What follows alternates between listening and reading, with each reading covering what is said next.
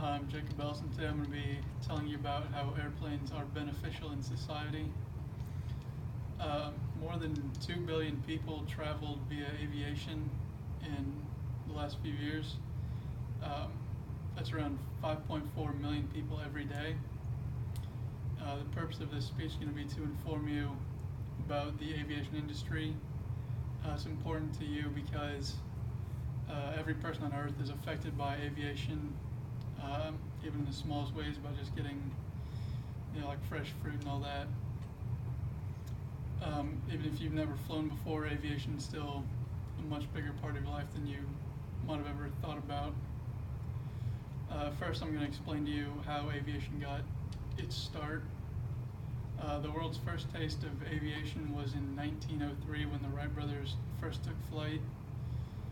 Their first flight was only around 100 feet long, but it marked the beginning for the aviation industry. By the late 1930s, the airlines were carrying people and mail from coast to coast. According to James Krugel, in 1940, more than 3 million Americans had flown, and just 15 years after that, more than 50 million Americans had flown. In 2004, like I mentioned before, there was 2 billion people flying around the world. The aviation industry does a lot for the economy as well. According to Sonia, the airline and airport industries employ more than 4.3 million people. The civil aerospace sector, which includes manufacturing of the airframes and engines, directly employs around 700,000 people. That's about 5 million people total directly employed by the aviation industry. Next, I will talk to you about how the industry has changed over the years. The aviation industry is constantly making changes that not only make the flights more comfortable for the passengers, but it also helps the industry move forward as a whole.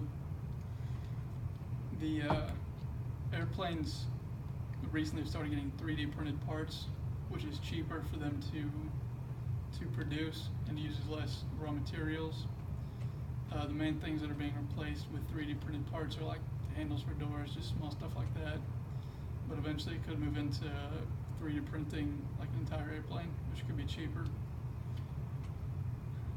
Some newer airplanes are also being equipped with better in-flight entertainment systems. The current big thing in the in-flight entertainment is a screen that can be transferred to your phone and back to the screen in the seat for easy access, either way. Finally, I will discuss how the aviation industry could do better at many things. Aviation does many things great, but there are still some things that they could do better. Fuel economy is one of those. So airlines are looking to lower their fuel use by 1.5% every year through 2020.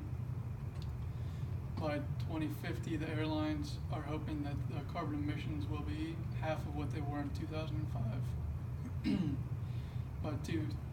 By 2026, it is expected that the airlines will contribute more than $1 trillion to the world GDP. Since its beginning in aviation, it has grown to be the biggest means of long-distance transportation. The industry has been able to modernize their airplanes as their customers have needed them to. As the world continues to change, the aviation industry needs to be able to keep up and change their planes as needed.